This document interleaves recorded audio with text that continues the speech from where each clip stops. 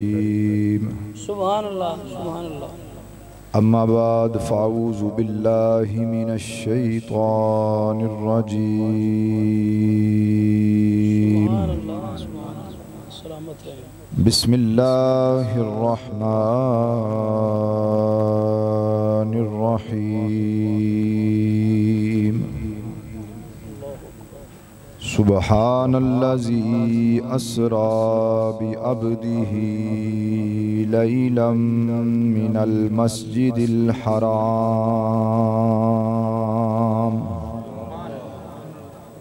इलल मस्जिदिल अक़सल्लज़ी बारकना हौलहु सदक़ल्लाहुल अज़ीम व सदक़ रसूलुहुन नबियुल करीम।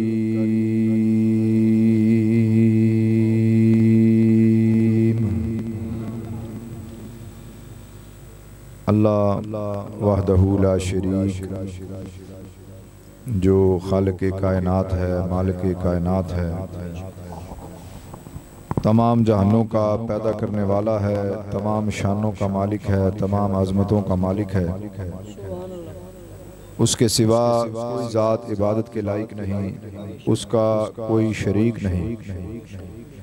उस वहदहु ला शरीक की बेशुमार लामहदूद हम्दो सना के बाद दरूद लामहदूद आकाए नामदार मदनी ताजदार अम्बिया के शहरयार मुरसलीन के शाहसवार महबूब खुदा मेरे और आपके आका जनाब हज़रत मोहम्मद मुस्तफ़ा सल्लल्लाहु अलैहि वालिहि वसल्लम की ज़ात बाबरकात पर सारे बेली बुलंद आवाज़ से दुरूद व सलाम का नजराना पेश करें। अस्सलातु वस्सलामु अलैका या सय्यदी या रसूल अल्लाह। सब पढ़ लो। अस्सलातु वस्सलामु अलैका या सय्यदी या रसूल अल्लाह वाला आलिका व सहाबिका या हबीब अल्लाह। अस्सलातु वस्सलामु अलैका या सय्यदी या रसूल अल्लाह वाला आलिका व सहाबिका या रहमतल लिल आलमीन।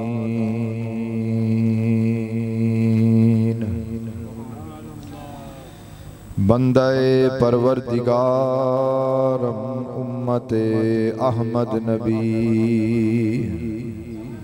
दोस्त दारे चार यारम ताबा औलादे अली मजहबे हनफियदारम मिल्लते हजरत खलील खाक पाए गौसे आज़म ज़ेरे साया हर वली ग़ुलामे नक्शबंदा शौक़ अगर दुनिया वदी ख्वाही ग़ुलामे नक्शबंदा शौक़ अगर दुनिया वदी ख्वाही सगे दरगाहे मुजद्दिद शौ अगर हक़ुल यकीन ख्वाही।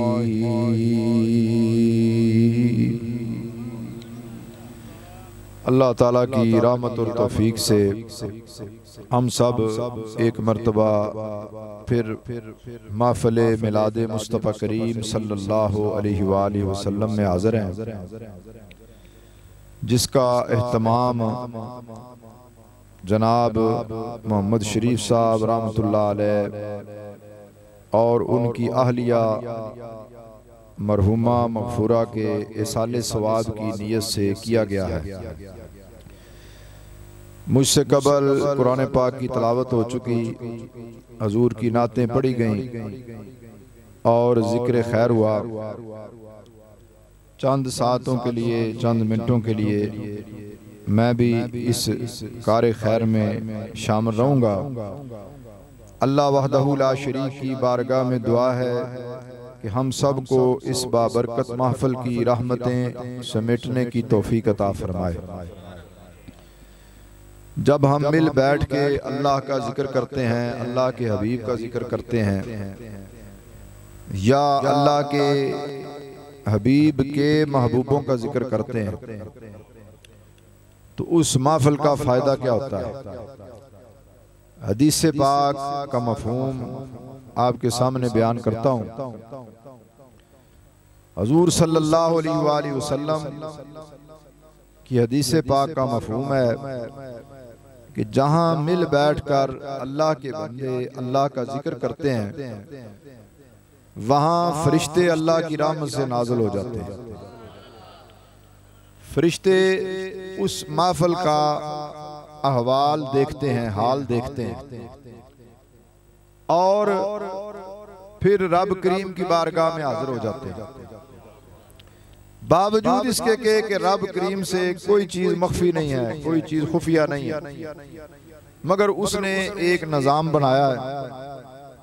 हर इंसान के साथ फरिश्ते हैं जो उसकी नेकी भी लिखते हैं, उसकी बदी भी लिखते हैं। हालांकि रब करीम को इसकी ज़रूरत नहीं है, मगर उसने ये निज़ाम पसंद फरमाया। वो चाहता तो अपना रब होना मखलूक को वैसे ही मखलूक के दिलों में ये बात उतार देता कि मैं तुम्हारा रब हूं, मगर उसने अपने बरगजीदा नबियों को इस काम के लिए मुंतखब फरमाया। उसने ये निज़ाम पसंद फरमाया, ये उसकी मर्जी है।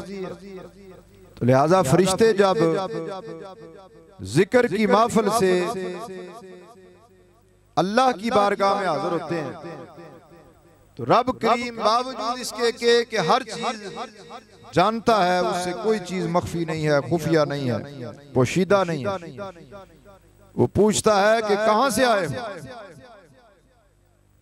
तो फरिश्ते ये नहीं कहते या अल्लाह तुझे तो पता है हम कहां से आए हैं, बैठ के खिदमत करो तो जो बढ़ जाती है, मेरी बात गौर से सुन। फरिश्ते ये नहीं कहते कि या अल्लाह तू तो जानता है कि हम कहां से आए हैं। फरिश्ते जवाब देते हैं, अर्ज करते हैं या अल्लाह हम एक ऐसे मुकाम से आए हैं जहां तेरे बंदे बैठकर तेरा जिक्र कर रहे हैं। आज हम किस लिए जमा हुए हैं? अल्लाह का जिक्र करने के लिए, अल्लाह के हबीब का जिक्र करने के लिए, और कोई मकसद नहीं है। किसी रस्म या रवाज के तहत इकट्ठे नहीं हुए, हम सिर्फ रब की रजा के लिए इकट्ठे हुए हैं। और ये कोई नया काम नहीं है। सहाबा इकराम भी रब की रजा के लिए इकट्ठे होते थे, अहले बैत अतहार भी इकट्ठे होते थे, अल्लाह के वली भी रब की रजा के लिए मिल बैठकर अल्लाह का जिक्र करते थे। तो लिहाजा फरिश्ते अर्ज करते हैं या अल्लाह हम ऐसे मुकाम से आए हैं जहां तेरे बंदे बैठकर तेरा जिक्र कर रहे हैं। तो अब जो हम इकट्ठे हुए हैं, जाहिर है हमारा कोई मकसद है।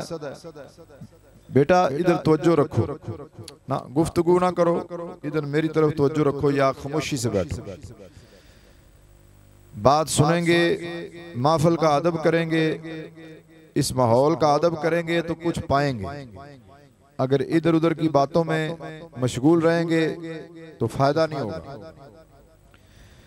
तो फरिश्ते अर्ज करते हैं या अल्लाह हम ऐसे मुकाम से आए हैं जहां तेरे बंदे बैठकर तेरा जिक्र कर रहे हैं। अब रब करीम फरिश्तों से पूछता है कि वो क्या चाहते हैं, मेरे बंदों की चाहत क्या है, उनका मकसद क्या है। तो फरिश्ते अर्ज करते हैं या अल्लाह वो जन्नत चाहते हैं। आप भी जन्नत चाहते हैं? भाई इधर तवज्जो रखें। तो लिहाजा रब फरमाता है कि क्या उन्होंने जन्नत को देखा है? कि वो जो जन्नत की तमन्ना लेके बैठे हुए हैं, तो भाई खामोश रहो, इनकी तरफ तवज्जो ना करो, वो खुद ही ठीक हो जाएंगे। आप सब मेरी तरफ देखें। बच्चे हैं, बच्चों का काम है, लेकिन बच्चों आप भी ख्याल से बैठो, आपको फायदा होगा अगर आप खामोश हो गए। ठीक है? फरिश्ते अर्ज करते हैं कि या अल्लाह वो चाहते हैं जन्नत।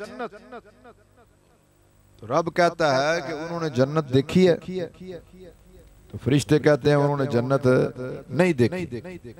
तो रब फरमाता है कि अगर वो देख लेते तो क्या होता? तो फरिश्ते अर्ज करते हैं या अल्लाह वो और भी ज्यादा ज़ौक़ व शौक से जन्नत की तमन्ना करते। तो अब रब पूछता है वो किस चीज से पनाह मांगते थे? तो फरिश्ते अर्ज करते हैं या अल्लाह वो जहन्नुम से पनाह मांगते थे। रब फरमाता है क्या उन्होंने जहन्नुम को देखा है? फरिश्ते अर्ज करते हैं उन्होंने जहन्नुम देखा नहीं है, जहन्नुम को देखा नहीं। तो रब फरमाता है अगर देख लेते तो क्या होता? तो फरिश्ते अर्ज करते हैं या अल्लाह वो और भी ज्यादा जहन्नुम से पनाह मांगते। तो रब फरमाता है फरिश्तों मैंने इस जिक्र की मजलिस में महफिल में आने वालों की बख्शिश फरमा दी। तो ये जो हम इकट्ठे होते हैं इसका मकसद है अजर सवाब और जन्नत का हसूल। मगर अगर हमारी तवज्जो इधर उधर रहेगी तो फिर फरिश्ते जाके बताएंगे कि भाई वो इधर उधर देख रहे थे। लेकिन यहाँ ये बात भी याद रखें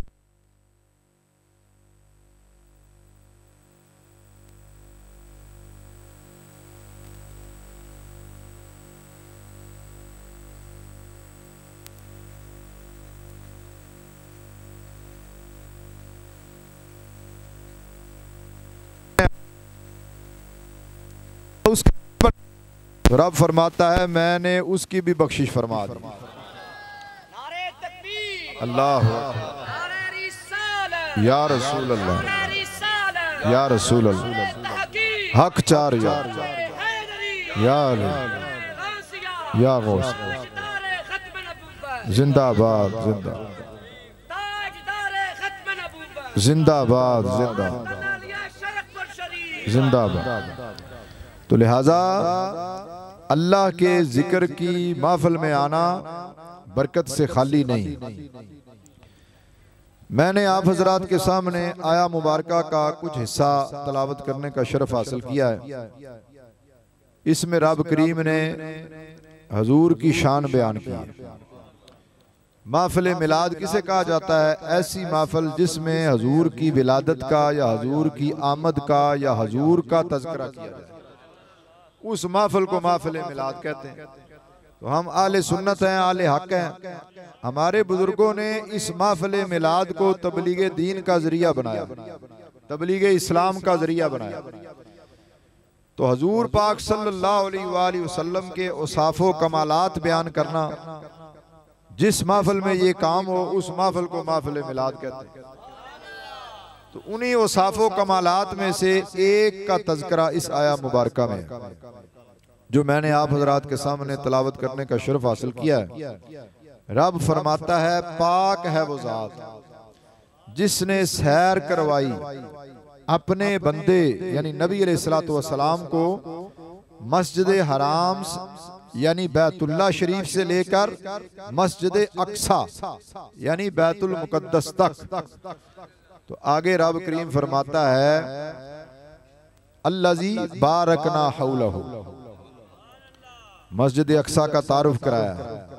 दुआ करें अल्लाह करीम मस्जिद अक्सा को यहूदियों के तसल्लुस से आज़ादी अता फरमाए, अहले फ़लस्तीन की अल्लाह करीम मदद फरमाए और पूरी दुनिया के अहले ईमान को इकट्ठे होकर उन यहूदियों का उनका मुकाबला करने की, दुश्मनों का मुकाबला करने की तौफीक अता फरमाए और अहले ईमान जो फ़लस्तीन में इस वक्त जंग की सूरत हाल से दोचार हैं उनकी मदद करने की तौफीक अता फरमाए। रब करीम फरमाता है मस्जिद हराम से मस्जिद अक्सा तक सैर करवाई। अब ये क्या है? ये है सफरे मेराज। मैंने चंद मिनटों के लिए सफरे मेराज बयान करना है और इस सफरे मेराज से अकीदाए अहले सुन्नत की हक्कानियत की वजाहत करनी है। हम हैं आले सुन्नत, आले हक हैं और हमारा अकीदा वही है जो हजूर ने सहाबा इकराम को अता फरमाया, अहले बैत अतहार को अता फरमाया और अहले बैत अतहार और सहाबा इकराम ने हजूर की उम्मत के औलिया को अता फरमाया। नबी पाक सल्लल्लाहु अलैहि वसल्लम हजरत उम्मे हानी के यहाँ आराम फरमाए। जिब्राईल अलैहिस्सलाम हजूर की खिदमत अक़दस में हाजिर हुए। हजूर के नूरानी तलवों को अपने नूरानी होंठों से बोसा दिया। हजूर पाक सल्लल्लाहु अलैहि वसल्लम ज़ाहिरी तौर पर बेदार हुए। अर्ज की या रसूल अल्लाह सल्लल्लाहु अलैहि वसल्लम, अल्लाह करीम आपकी ज़ियारत का मुश्ताक है। चुनाचे हजूर ने सफर मेराज बैतुल्लाह शरीफ के कुर्ब से शुरू किया और मस्जिद अक्सा पहुंच गए। आदम अलैहिस्सलाम से लेकर ईसा अलैहिस्सलाम तक सारे नबियों और रसूलों ने मस्जिद अक्सा में हजूर का इस्तकबाल किया और हजूर की इमामत में नमाज अदा की। अब यहाँ से आगे का सफर जो शुरू हुआ, बुराक पर सवार होकर हजूर आसमानों की बुलंदियों पर गए। पहला आसमान, दूसरा, तीसरा, चौथा, पांचवा, छठा, सातवां, मुख्तलिफ आसमानों पर मुख्तलिफ नबियों ने हजूर का इस्तकबाल किया। हत्ता के एक मुकाम ऐसा आ गया कि जिब्राईल अलैहिस्सलाम जो हजूर के साथ थे, उन्होंने कहा जी अब मैं आगे नहीं जा सकता।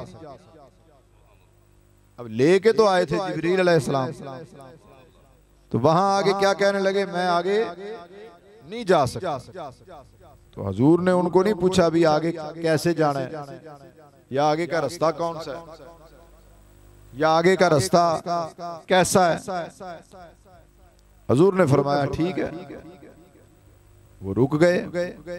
उन्होंने कहा अगर मैं आगे गया तो मेरे पर जल जाएंगे, रब के नूर के जलवों का मैं बर्दाश्त नहीं कर पाऊंगा। अब सवाल ये पैदा होता है कि जिस मुकाम पर नूरी फरिश्तों के सरदार जिब्राईल अलैहिस्सलाम कौन है, नूरी फरिश्तों के सरदार। फरिश्ते नूरी मखलूक हैं, नूर से बने हुए हैं। जिस मुकाम पर नूरी फरिश्तों के सरदार ना जा सके, उस मुकाम पर फकत बशर होते हुए हमारे आका अलैहिस्सलातु वस्सलाम कैसे जा सकते। बात समझ रहे हैं? अकीदा आले सुन्नत का अकीदा क्या है कि हजूर पाक सल्लल्लाहु अलैहि वसल्लम बैक वक्त नूर भी हैं और बशर भी हैं। आप नूर भी सबसे आला है और बशर भी सबसे आला है। जो हजूर की बशरियत का इनकार करे वो भी गुमराह है, और जो हजूर की नूरानियत का इनकार करे वो भी गुमराह है। ये रब करीम की शान है कि उसने बैक वक्त हजूर की जात में बशरियत भी आला रखी है और नूरानियत भी आला रखी है। अल्लाह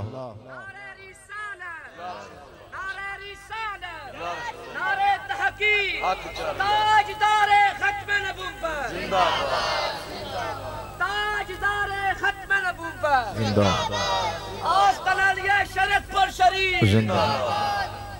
हजूर पाक सल्लल्लाहु अलैहि वसल्लम अब आगे तशरीफ ले गए। अब आगे जाने से पहले हजूर ने जन्नत का मुशाहिदा किया, दोज़ख का मुशाहिदा किया, और फिर ला मकान की बुलंदियों पर तशरीफ ले गए। उससे भी आगे तशरीफ ले गए। उस मुकाम को रब करीम ने इस अंदाज से बयान किया है, वकान काब कौसैनी औ अदना, के मुहिब और महबूब की मुलाकात कैसे हुई, जैसे कमान के किनारे। फरमाया औ अदना, बल्कि उससे भी ज्यादा करीब। यानी मिराज की रात महबूब और मुहिब में फासला बाकी ना रहा। हजूर है और रब है। खुली आंखों से रब करीम के नूर के जलवों का हजूर ने मुशाहिदा किया। अब क्या बात हुई, हजूर जाने रब जाने। हमें तो वही पता है जो हजूर ने कुछ इरशाद फरमाया। कितना वक्त लगा, हजूर जाने रब जाने। हजूर वापस आ गए। तो जब वापस आए तो मूसा अलैहिस्सलाम से मुलाकात हुई। उन्होंने पूछा हाल अहवाल कि रब करीम ने क्या अता फरमाया। तो हजूर ने फरमाया कि 50 नमाजों का तोहफा अता किया। मूसा अलैहिस्सलाम ने अर्ज किया, या रसूल अल्लाह सल्लल्लाहु अलैहि वसल्लम, मुझे अपनी उम्मत का कुछ तजर्बा है, तो आप ऐसा करें कि रब करीम की बारगाह में जाएं और कुछ कमी करवा लें। अब अकीदा आले सुन्नत क्या है कि जब हजूर रब करीम की बारगाह में अर्ज करें तो रब टालता नहीं, यही अकीदा है ना। तो मूसा अलैहिस्सलाम का भी यही अकीदा है, ये नबियों वाला अकीदा है। उन्हें पता था कि हजूर अर्ज करेंगे तो रब जरूर सुनेगा। तो ये जाहिल कहते हैं, बेवकूफ कहते हैं जी जो कुछ मिल गया बस अब उससे ना आगे कर सकते हैं ना पीछे कर सकते हैं। ना ना, ऐसे नहीं है। हजूर को अल्लाह करीम ने बहुत कुछ अता किया है और बेशुमार इख्तियारात भी अता फरमाए। हजूर अल्लाह के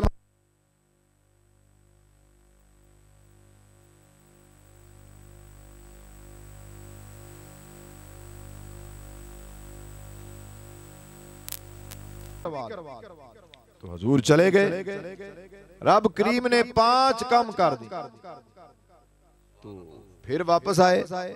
मूसा अलैहिस्सलाम ने कहा जी और कम करवा लो, फिर चले गए। मुख्तसर ये है कि 9 मरतबा रब करीम की बारगाह में हजूर हाजिर हुए और हर मरतबा 5 कम हो जाते। रब चाहता तो एक ही दफा 45 कम कर देता।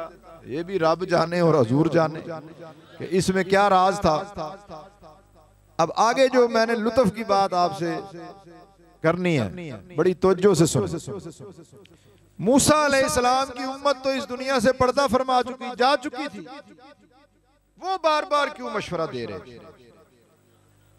सवाल ये पैदा होता है कि मूसा अलैहिस्सलाम तो अपना काम कर चुके, उन्हें मेरा तुम्हारा इतना ख्याल क्यों आ रहा था? इसकी बहुत सारी वजूहात हो सकती हैं, ये भी रब जाने, हजूर जाने, मूसा अलैहिस्सलाम जाने, मगर एक वजह ये भी हो सकती है। कौन सी? कोहे तूर पर जब मूसा अलैहिस्सलाम ने अर्ज किया, या अल्लाह मैं तुझे देखना चाहता, हजूर आला हजरत शेर रबानी के सदके वो मुकाम मैंने देखा है, मिस्र के अंदर है, मिस्र के अंदर। तो वहां कोहे तूर का पहाड़ है, 7 किलोमीटर पैदल चढ़ के मैं उस गार तक पहुंचा। पहाड़ी रास्ता, पहाड़ी 7 किलोमीटर, ठीक है जी। तो वहां पहुंच के जहां मूसा अलैहिस्सलाम इबादत करते थे अल्लाह की, उस गार की ज़ियारत अल्लाह करीम ने मुझे नसीब फरमाई। तो वहां मूसा अलैहिस्सलाम ने अर्ज किया, या अल्लाह मैं तुझे देखना चाहता हूं। तो रब करीम ने फरमाया कि ऐसा मुमकिन नहीं है, या ये सवाल ना करें। मगर मूसा अलैहिस्सलाम बड़े लाडले थे अल्लाह के, बड़े बरगजीदा नबी थे, उन्होंने इसरार किया। तो जब उन्होंने इसरार किया तो रब करीम ने फरमाया सामने पहाड़ की तरफ देखें। एक पहाड़ था जिस पे मूसा अलैहिस्सलाम मौजूद थे, उसे कहते हैं जबले मूसा, जबले तूर। तो उसके सामने एक दूसरा पहाड़, रब करीम ने फरमाया उसकी तरफ देखें। अब मूसा अलैहिस्सलाम ने दूसरे पहाड़ की तरफ देखा तो मुफस्सिरीन फरमाते हैं कि रब करीम ने अपने नूर के जलवों में से बहुत ही मुख्तसर जलवा उस पहाड़ पे डाला। तो मूसा अलैहिस्सलाम बेहोश हो और पहाड़ जल के राख हो गया। वो उसकी ज़ियारत भी मैंने की है, वो बिल्कुल स्याह पहाड़ हो चुका है। बाकी पहाड़ सुर्ख है, वो पहाड़ स्याह है। मगर बेलियो साथियों, जलवा ठीक तरह से देख ना पाए। तो आज मिराज की रात मूसा अलैहिस्सलाम हजूर को जो मशवरा देते थे जाएं रब करीम की बारगाह में, तो जब हजूर रब करीम की बारगाह में जाते थे तो रब के नूर के जलवे चेहरा मुस्तफ़ा में समो जाते थे। तो मूसा अलैहिस्सलाम दर हकीकत चेहरा मुस्तफ़ा से रब के नूर के जलवों का मुशाहिदा करते थे। अल्लाह अकबर या रसूल अल्लाह।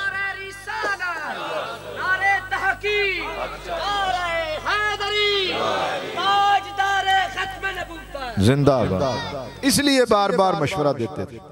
हत्ता कि जब 5 रह गई ना तो फिर भी उन्होंने कहा जाए, क्योंकि वो तो अपना काम कर रहे थे। बात समझे हैं कि नहीं समझे? तो लिहाजा हजूर ने फरमाया नहीं, अब नहीं जाना। क्यों? कि उम्मत का रब से राबता ही इस नमाज के तोफैल होना था, इस जरिए होना था। तो आज की इस महफिल मिलाद से ये तो एक मुस्तहब अमल है, अच्छा अमल है, ये फर्ज नहीं है, मगर नमाज क्या है? फर्ज है। ये सबक लेके जाएं कि 5 वक्त नमाज फर्ज जो है वो हमने अदा करनी, फिर नजात होगी। क्योंकि रब से राब्ता ही उसका होगा जो रब की बंदगी करेगा, जो सजदे में सर को झुकाएगा। जितने भी अल्लाह के वली, अल्लाह के बरगजीदा बंदे गुजरे हैं, उन्होंने रातों को जाग के इबादत की है और दिन को अल्लाह का खौफ उनके दिलों में होता था, इसलिए आज उनके नाम है। तो लिहाजा हजूर पाक सल्लल्लाहु अलैहि वसल्लम ने आखिरी बार मशवरा पसंद नहीं किया और 5 उम्मत के लिए कबूल फरमा लिया। तो अब पढ़ेंगे 5, मगर सवाब 50 का अल्लाह करीम अता करेगा। हजूर वापस आ गए। जब वापस आ गए ना, तो जिस माहौल से गए थे माहौल वैसे का वैसे ही था। बिस्तर भी गर्म था, पानी भी चल रहा था, कुंडी भी हिल रही थी। अब पता नहीं कितना वक्त गुजरा, मगर वहां वैसे का वैसे ही सब कुछ। अब ये क्या है? जैसे हजूर अल्लाह के महबूब हैं, अल्लाह के बरगजीदा तरीन नबी हैं, हजूर रूहे कायनात भी हैं, हजूर जाने कायनात भी हैं, हजूर बाइसे वजह तखलीके कायनात भी हैं। क्योंकि सरकार दो आलम सल्लल्लाहु अलैहि वसल्लम आपकी वजह से अल्लाह ने इस कायनात को पैदा फरमाया। तो लिहाजा बेलियो साथियों, जब हजूर इस दुनिया से लामकां की बुलंदियों पर चले गए तो कायनात का निजाम रुक गया। जैसे रूह जिस्म से निकल जाती है तो जिस्म हरकत नहीं करता। हजूर के मदीना शरीफ में मौजूद होने की ये भी सबसे बड़ी वजह है कि अगर सरकार ईसा अलैहिस्सलाम की तरह आसमानों पर उठा लिए जाते तो कायनात का निजाम तो चल ही नहीं सकता। क्योंकि हजूर मौजूद है तो निजाम कायनात चल रहा है। अल्लाहु अकबर। या रसूल अल्लाह, या रसूल हक चाह यार। तो साथियों, जब सरकार वापस आए तो जब आपने अहवाल बयान किए मोजज़ाए मेराज के, तो उन्होंने जुठलाना शुरू कर दिया। जो मक्का वाले थे वो ग्रोह बना के ना हजरत सिद्दीक़ अकबर रजी अल्लाह ताला अन्हु की बारगाह में हाजिर हो। यारे गारे मुस्तफ़ा, यारे मिज़ारे मुस्तफ़ा, अफजलुल बशर बाद अज़ अंबिया बित्तहक़ीक़ हजरत सैयदना अबू बकर सिद्दीक़ आपकी बारगाह में रजी अल्लाह ताला अन्हु की बारगाह में आ गए। उन्होंने कहा जी कि अगर कोई ये कहे कि रात के कुछ हिस्से में गए मस्जिद हराम से मस्जिद अक्सा, वहाँ से अर्श आला की बुलंदियाँ, फिर जन्नत और दोज़ख का मुशाहिदा किया, वापस आए तो बिस्तर भी गर्म था, कुंडी भी हिल रही थी, पानी भी चल रहा था, क्या ऐसे मुमकिन है? तो हजरत सिद्दीक़ अकबर रजी अल्लाह ताला अन्हु ने पूछा कि ये दावा किसने किया? तो उन्होंने कहा जी आपके दोस्त नबी रहमत नूर मुजस्सम सल्लल्लाहु अलैहि वसल्लम ने। तो आपने ये नहीं कहा ठहरो ठहरो मैं जरा पूछ के आता हूँ, ना ना ना, क्योंकि आपका इश्क मुकामे इंतहा पे था हजूर के लिए। आपने फरमाया, अगर हजूर ने फरमाया तो बिल्कुल हक फरमाया, इसीलिए आप सिद्दीक़ अकबर हैं। चुनाचे नबी रहमत नूर मुजस्सम सल्लल्लाहु अलैहि वसल्लम को इस अंदाज से अल्लाह करीम ने मोजज़ाए मेराज अता फरमाया। आगे आया मुबारका में अल्लाह करीम फरमाता है अल्लज़ी बारकना हौलहु। अब ये मस्जिद है अभी जहाँ हमने नमाज पढ़ी। कोई बंदा ये कहे कि मस्जिद के अंदर अल्लाह की रहमत है, अल्लाह की बरकत है, तो बड़ी आसान बात है, क्योंकि भी अल्लाह का घर है तो अल्लाह की रहमत अल्लाह के घर में ही होनी है। तो अगर कोई ये कहे कि मस्जिद के आले दुआले इर्द गिर्द अल्लाह की रहमत है, तो अब देखेंगे भी इर्द गिर्द क्या है। भी इर्द गिर्द कोई मकान है या खुला इलाका है या कौन लोग रहते हैं? तो मस्जिद अक्सा के बारे में रब फरमाता है इसके इर्द गिर्द मैंने बरकतें रखी। तो उलमाए कराम मुफस्सिरीन फरमाते हैं कि मस्जिद अक्सा के गिरदो नवा में नबियों और वलियों के मज़ारात हैं। इसलिए रब फरमाता है कि मेरी वहाँ पे बरकत। पता चला कि हम आले सुन्नत जब अल्लाह के वलियों के मज़ारात पे जाते हैं तो वहाँ अल्लाह की रहमतों और बरकतें हासिल करने जाते हैं, और उन्हीं रहमतों और बरकतों में से हमें हिस्सा मिल जाता है। जब हम दाता साहब जाते हैं, बाबा साहब जाते हैं, हजरत शेर रबानी रहमतुल्लाह अलैह की बारगाह में जाते हैं, तो क्या होता है, वहाँ अल्लाह की रहमत और बरकत हमारे नसीब में होती है। जाके कुछ अर्ज करें या ना करें, मांगे या ना मांगे, वहां अल्लाह की रहमत जो बरस रही है उसमें से कुछ ना कुछ हिस्सा हमें मिल ही जाता है। इसे यूं समझें, हदीस पाक का मफहूम है कि जब किसी खुशबू वाले के पास जाएंगे तो जाके कुछ मांगे या ना मांगे खुशबू आ ही जाती है। इसी तरह वली अल्लाह के पास जाएं, जाके कुछ अर्ज करें या ना करें, वहां अल्लाह की रहमत है, उस रहमत में से कुछ ना कुछ हिस्सा मिल ही जाता है। तो बेलियो अल्लाह करीम मेरी और आपकी हाज़िरी कबूल फरमाए। हम अहले सुन्नत हैं, हजूर पाक सल्लल्लाहु अलैहि वसल्लम की आल से भी प्यार करते हैं, हजूर के सहाबा से भी प्यार करते हैं, वलियों से भी प्यार करते हैं, मगर प्यार का जो ये दावा है हमारी जुबान तक महदूद नहीं रहना चाहिए, बल्कि हमारा अमल भी ये साबित करे कि हमें हजूर से मोहब्बत है, हजूर के हम गुलाम हैं, हजूर से हम प्यार करते हैं। अल्लाह हज़रत शेर रबानी रहमतुल्लाह अलैह अक्सर ये हदीस पाक बयान किया करते थे कि आखिर ज़माना के अंदर जो बंदा, हजूर सल्लल्लाहु अलैहि वसल्लम ने इरशाद फरमाया कि मेरी एक सुन्नत को जिंदा करेगा, अल्लाह करीम उसे 100 शुहदा के बराबर अजर अता फरमाए।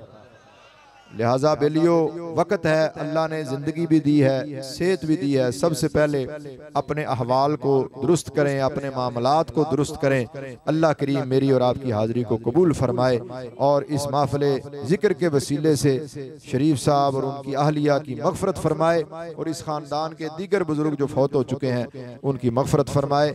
महफ़िल का सिलसिला जारी व सारी रहेगा। मैं इजाज़त चाहूँगा। वमा अलैना इल्लल बलागुल मुबीन।